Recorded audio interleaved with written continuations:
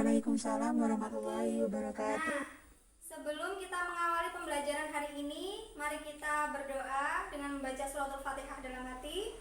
Berdoa dimulai.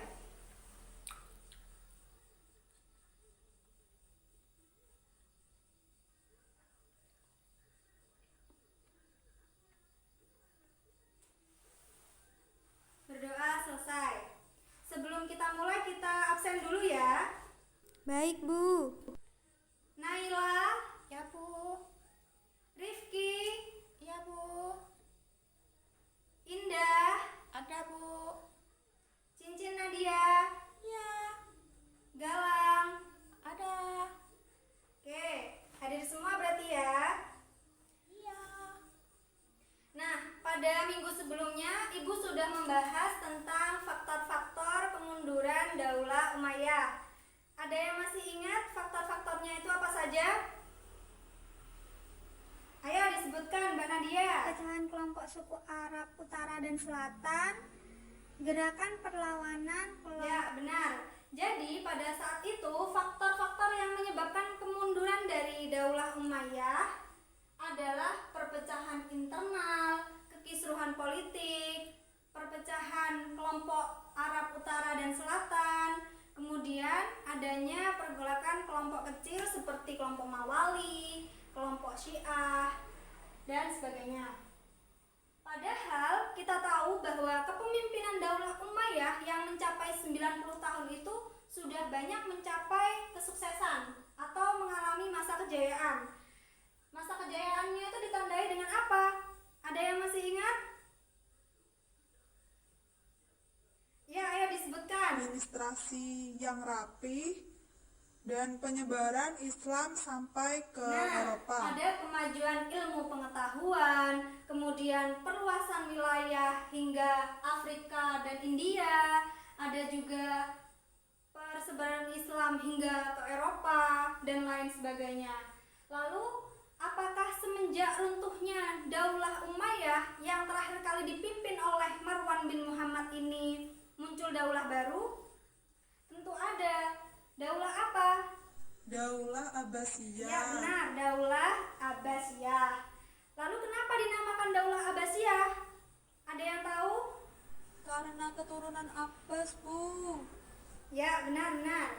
Daulah Abbasiyah kenapa disebut demikian? Karena pada masa itu kepemimpinannya merupakan keturunan Abbas bin Abdul Muthalib. Nah, Abdul Muthalib ini siapa? Abdul Muthalib ini adalah paman dari Rasulullah Shallallahu Alaihi Wasallam.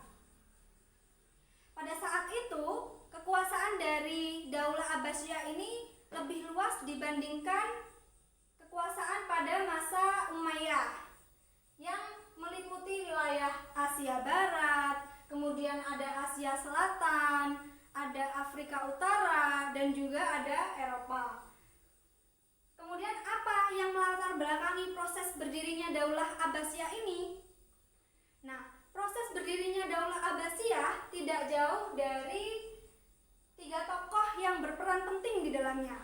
3 tokoh itu yang pertama adalah Ali bin Abdullah. Ali bin Abdullah ini adalah sepupu dari Rasulullah yang pada saat itu melakukan pergerakan untuk menyamarkan pergerakannya dan menarik perhatian masyarakat. Beliau mengganti nama gerakannya menjadi Gerakan Bani Hashim. Kemudian pada saat beliau masih berjuang dan belum sampai mencapai cita-citanya, beliau meninggal atau wafat di tahun 742 Masehi. Kemudian perjuangannya diteruskan oleh anaknya yaitu Muhammad bin Ali. Nah, Muhammad bin Ali ini pada saat itu sudah mendapat dukungan dari pemimpin Khurasan yaitu Abu Muslim Al-Khurasani. Tapi sayangnya lagi-lagi sebelum mencapai tujuan yang diinginkan atau perjuangan yang waktu itu telah diperjuangkan oleh ayahnya, Muhammad bin Ali ini wafat di tahun 745 Masehi. Setelah Muhammad bin Ali dan Ali bin Abdullah wafat, akhirnya perjuangan itu diteruskan oleh keturunannya yang bernama Ibrahim bin Muhammad. Nah, Ibrahim bin Muhammad ini pergerakannya kemudian diketahui oleh Marwan bin Muhammad yang pada saat itu menjadi khalifah di Daulah Umayyah. Setelah Marwan bin Muhammad mengetahui bahwa Ibrahim bin Muhammad ini merencanakan pemberontakan, akhirnya dia mengutus bawahannya untuk menangkap Ibrahim bin Muhammad dan kemudian diasingkan oleh Marwan bin Muhammad. Nah, setelah diasingkan itu baru kemudian Ibrahim bin Muhammad ini wafat di tahun 746 Masehi, tepatnya setahun setelah meninggalnya Muhammad bin Ali. Lalu setelah 3 tokoh tadi itu meninggal atau wafat, perjuangannya kemudian diteruskan oleh Bani Abbas dan juga dipimpin oleh 3 tokoh penting, yaitu Abu Abbas As-Saffah, Abu Ja'far Al-Mansur, dan juga Abu Muslim Al-Qurasani. Nah, setelah itu, pada saat itu ketiganya ini mengepung Marwan bin Muhammad.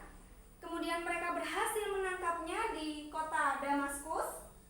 Tapi kemudian Marwan bin Muhammad ini melarikan diri ke kota Yordania. Ke kota Yordania, kemudian beliau akhirnya ditangkap di kota Fustat, Mesir.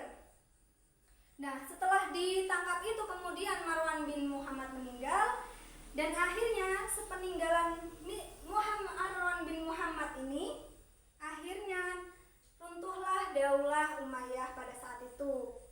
Nah, runtuhnya Daulah Umayyah ini kemudian menyebabkan berdirinya daulah baru atau era baru, yaitu Daulah Abbasiyah yang memimpin mulai dari 550 tahun. Pemimpin utama atau pemimpin pertama dari daulah ini yaitu adalah Abu Abbas As-Saffah. Nah, setelah itu barulah kepemimpinan Daulah Umayyah ini mencapai berbagai prestasi dari mulai bidang politik, bidang sastra, dan lain sebagainya, masih banyak lagi. Lalu kira-kira hikmah apa yang bisa kita ambil dari perjuangan atau proses berdirinya Daulah Abbasiyah ini? Mungkin dari teman-teman ada yang bisa menjawab? Kegigihan para tokoh dalam memperjuangkan agama. Ya, jadi hikmah yang bisa kita ambil selain yang disebutkan Mbak Nadia tadi adalah untuk mencapai suatu cita-cita yang mulia atau kita ingin mencapai tujuan yang telah kita tentukan sejak awal, kita harus berjuang atau berusaha semaksimal mungkin. Karena terwujudnya suatu cita-cita, suatu misi, suatu tujuan itu tidak lain dari doa, usaha, dan tawakal yang telah kita lakukan. Nah, dari sini sekian penjelasan dari Ibu. Setelah ini kita bisa membentuk kelompok. Nanti ketua kelas bisa membantu untuk membagi ya. Kemudian di pertemuan selanjutnya kita akan melakukan presentasi per kelompok. Kemudian sekian dari Ibu, kurang lebihnya Ibu mohon maaf. Wassalamualaikum warahmatullahi wabarakatuh.